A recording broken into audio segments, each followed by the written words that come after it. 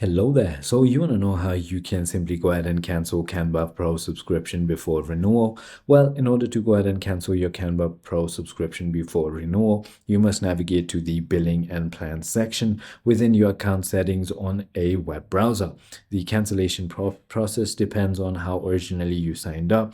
For subscriptions via the Canva website, all you need to do is log in into your Canva account on a computer or mobile web browser at canva.com. Select your profile photo, and then on the gear icon settings in the top right or bottom left of the homepage, from the sidebar menu, select payments and plans. Sometimes it's called billings and plans. Then choose billing. Under your subscription, find your Canva Pro plan, click on the triple dot icon, and then click on next to the plan details and select cancel plan. Follow the prompts, which may include offers to pause your subscription or select a reason for cancellation. Select continue cancellation, then cancel subscription to confirm the process.